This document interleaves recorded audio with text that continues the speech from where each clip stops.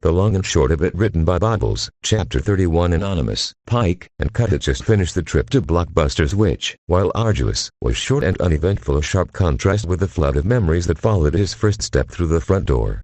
Even as the three of them stood amongst the maze of shelves, Anon almost couldn't believe it was real.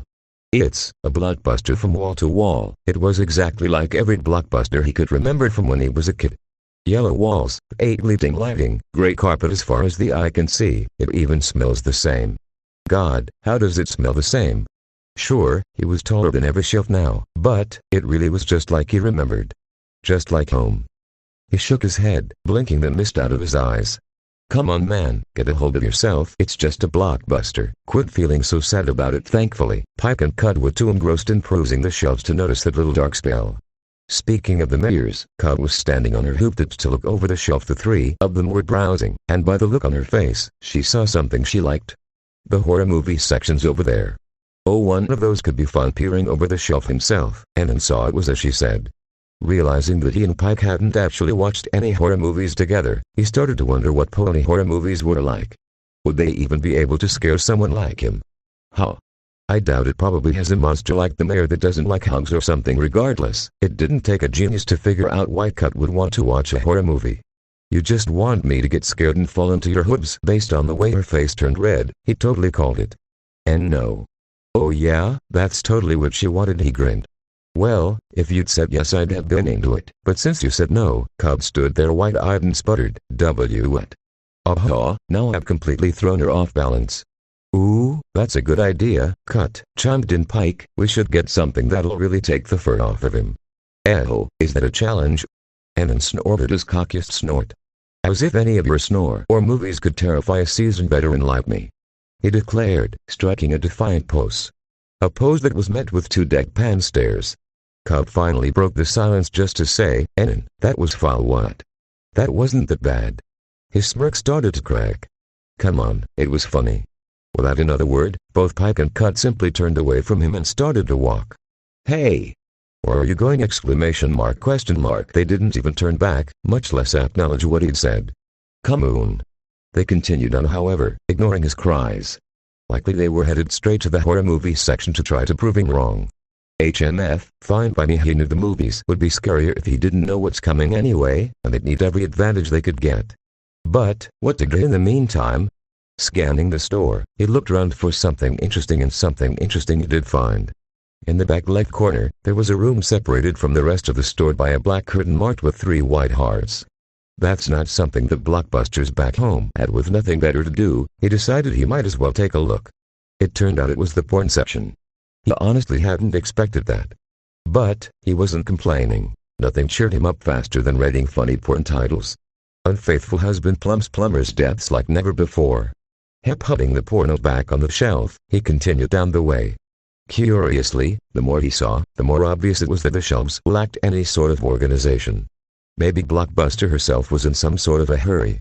Or, more likely, she figured no one would care. Ooh, that one looks interesting. Grabbing the noted box off the shelf, Anon took a good long look. The cover had 2 ponies standing on the set of a partially destroyed miniature city. The stallion was in some magical girl-looking get-up, while the mare was in a full-body monster suit. Well, almost full body. Her fat-ass titties were hanging out. Tadzilla vs. Captain Cold. The cover proudly boasted. Huh. This one might be worth checking the back of. Flipping it over, Anon started reading the description. In a faithful adaptation of the best-selling Degnan ship, Captain Cold faces his most dangerous foe yet. Tadzilla is here, and the only thing that can sedate her primal rage is a virgin. Can Captain Cold protect his purity?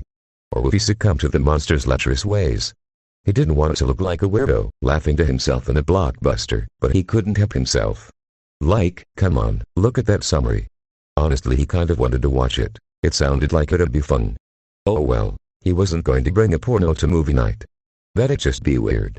Might as well put it back, and, as he was about to, the picture on the bottom of the back side of the box caught his eye. It had the mare and stallion out of costume, and, Anon couldn't really put his hoop on why, but something about the mare really reminded him of Cut. She certainly had similarly sized teats, although they were a little smaller. Scanning for the actor's name, he found it just below the picture. Pictured, loving couple, and stars of the show, Barely Lethal and Suck and Buck. Cut said the end thing was a family tradition and loving couple. A little while after they met, Cut had told Ann and her parents were movie stars. Was that not the whole truth? Did she really mean porn stars?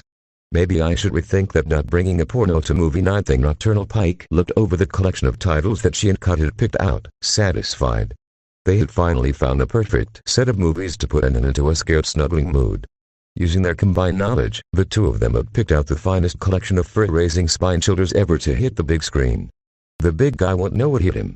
Speaking of, after they'd left him in the action section, he seemed to have wandered off somewhere he was now returning from, with a DVD drifting in his conjured hands. "Hey gals, got something you think will make me scream?"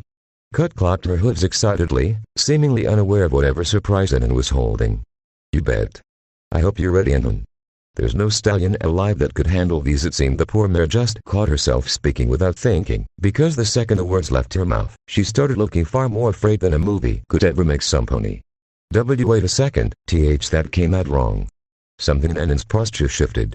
He unsurprisingly didn't seem upset, but instead looked even more excited. As he did so, the DVD in his grip zipped behind his head and out of view, leaving it a mystery. "Is that so? Because I've found a little something that'll scare the pants off of you." "Wait, you guys don't wear pants?" "Oh, scare the socks off you, then." Interesting. Clearly it wasn't actually a horror movie, or else she would have seen him in the horror section with her. So what could it be that would scare the two of them? That's when Pike realized something. It wasn't to the two of them. He'd addressed that to Cut specifically. Whatever it was making Cut nervous. What is it?" "Not telling," he said in a way that was equal parts sing-song and smug. "Yeah, as if he could actually hide something from me. It would be false play to just fly around his head and spoil the surprise. Or, she could just let it happen and see what he'd cooked up. That would probably be more fun, so it's a scare off then." He smiled in the way that only a stallion with a secret could. "Ooh yeah. Ooh oh yeah." The three of them soon returned to the house, and the excitement in the air was palpable. All that was left was for the popcorn to finish popping and the marathon could begin. Ann was insistent that his movie go first. So insistent, in fact, he didn't even wait for the three of them to reach a consensus. He just shoved it into the DVD player as soon as they got home. Neither Nocturnal Pike nor Cut really minded, but that didn't stop the Testral from ribbing him for it. He was watching the popcorn pop now, while Pike and Cut waited on the couch. Pike was the one sitting closest to the kitchen, while Cut was sitting on the other side of the space the two of them had reserved for him. A space perfectly sized so that the two of them were in the optimal snuggling positions for when the movies got to him. And to be frank, they probably would. Much like when he stubbornly insisted on having some of her Testralian hot sauces, he'd almost certainly bitten off more than he could chew this evening. Although he had surprised her before. Pike hoped he wouldn't tonight, though. How lame would it be to have a horror movie marathon where the stallion didn't get all snuggly? Might as well just have a regular movie marathon at that point. Errand done. She heard Ann call from the kitchen. Pike grinned. Finally, let's get the show on the road. As he trotted over to the couch, with a bull suspended in his magic, she could tell he was positively giddy. Hopping into the allotted space, he briefly wiggled his rump to get comfortable for the long haul. "Every pony ready?" Pike gave a prompt yelp, while Cut nervously nibbled on a hoop before she stopped herself. "Any hints on what this is going to be?" Ann just smiled.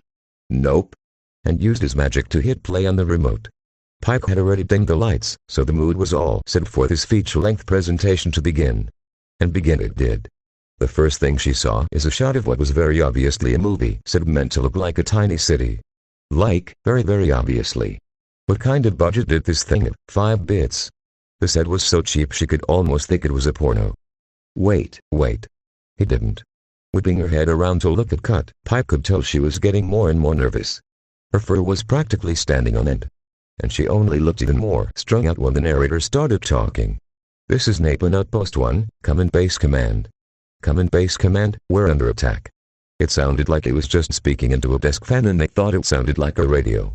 As the narrator continued crying for help, the camera slowly panned over the city, until it came to a stop on a mare wearing a monster costume.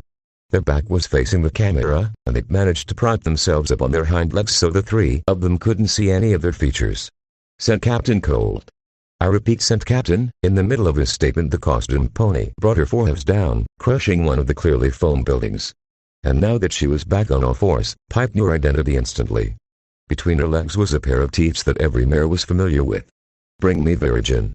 shouted Sick and Buck. This, of course, provoked a very strong reaction in Cut. "Ah!" she screamed in a blind panic, onset by the realization she was watching one of her parents' penis.